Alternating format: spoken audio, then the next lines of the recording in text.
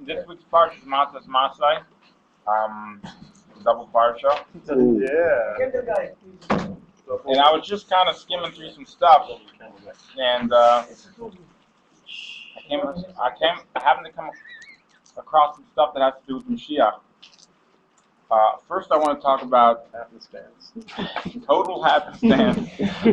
I think in this week's parsha we speak about the Bnei Ruth. Oh my gosh. Bnei Reuben and Bnei Gad and Chad and Menashe, that they want to stay in the land that was conquered from Sichon and Og, which is like a total like what's going on? We're about to enter Eretz, and you guys are saying let's stay in the land of Sichon and Og. Why? Because Miknei Rav, they had a lot of sheep, so it was better begashmias for their sheep. Not even like begashmias, like, it wasn't more scenic, it just had more grass. So what gives? What's that all about? But there's something to it, because besides the fact that they were a special generation, Moshe Rabbeinu was maskim, and Paul Mamash, they stay there with the Moshe Rabbeinu's Hiskama, and not only that, he had to cut the Shever Menashe. There's three Urim all connected. So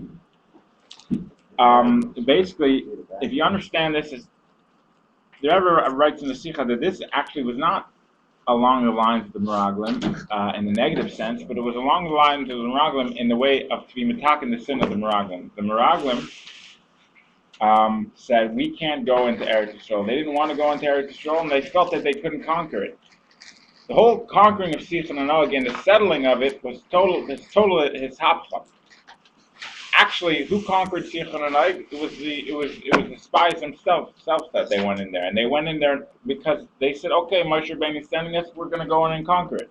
Which is totally complete opposite of what the Meraglim did. They went in very timidly, and they kind of backed out, said not even God can conquer it. But they went in and said, well, Moshe Rabbeinu sent us. What's the idea of the Jewish people, and a good portion of the Jewish people staying over into the land of Sichon and Og? Is because that land actually was once upon a time belonged to different tribes, which the Jewish people couldn't conquer. They weren't allowed to mess with them. I think Ammon and Moab. But through Sichon conquering those certain territories, the Jewish people it was open season, and that territory actually is. Some of it, I think, belongs to what will eventually be the Kani, Knizi, whatever that is. The Kitzer, yeah, and something else. The KKK. The Kitzer, what they wanted to do is that we're going to stay here as a Chana for Mashiach. Because when Mashiach comes, it's not just going to be the land of the 7 Canaanite tribes, but it's going to be also the original promise to Abram was 10 tribes all in all.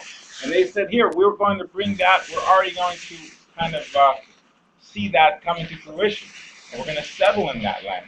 And this way, when our brothers go into Eretz Yisrael, they won't be going to Eretz Yisrael in this kind of like dualistic way that, we're only going in as Achana for we're only going in to conquer the 7 tribes, but Mashiach's still not here yet. They'll be going in with this. No, this is the end all. We're going in ready to roll to bring Mashiach b'poyel mamish. The Rebbe comments on this in Matas Masai. You see that at the end of Matas, what? Not even a taste. They wanted the Suda. They were like, let's do it. The whole thing. Wanted the whole thing. Boom. So just a couple interesting comments about the end of Matas and the beginning of Masai. They both have this idea of entering into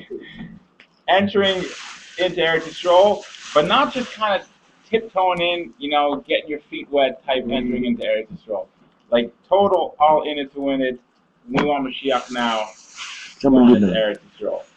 How do we see that at the end of Matais? Is we have this idea of the Bnei Gad, the Bnei Reuben and Bnei Gad, saying we're going to stay here. We're going to go fight and conquer the land of Israel, but we're going to stay here in order to basically to show our brothers and that this is Mashiach times.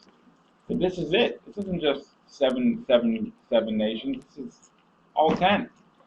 Likewise, Elamase Bnei Yisrael, something Yotzei Mitzrayim. There's a famous question. What do you mean? The actual journey leaving Egypt was only one out of the 42, but they were all considered what we consider the whole process as leaving Mitzrayim. Because leaving Mitzrayim has much broader, connotations than just leaving the area of the geographic location of Mitzrayim. But it's talking about leaving all your borders, and in the fullest sense, that's the Jewish people. When will we totally leave our borders? When Mashiach comes. And that's why it says that they were parked on Yarden Yerechai, which Yerechai is a remez to Mashiach, which is right about Mashiach. What? The Mayach Hadain. That he's going to smell. And that's how he's gonna judge. And we'll be sure. So basically, the Rebbe said, I'm going to bring it down to Poel Mamish. The Poel Mamish. Yeah. Brace yourselves. That when we're kind of doing our chanas for Geula, it's not like this step and then this step. We have to think big picture. We have to think that everything that we're doing is like we're getting the whole thing. That when we're entering into Eretz Yisrael, we're not taking it one day at a time. We're going in with the intention to bring Mashiach.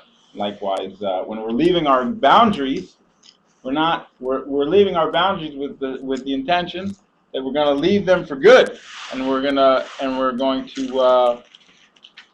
go to our ultimate home, right? Which is Mashiach.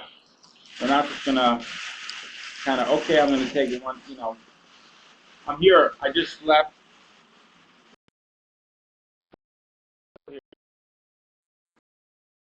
The gold. I think we got to keep that all in mind. Yeshua Koyach. Thanks you all for coming. Koyach. Yeshua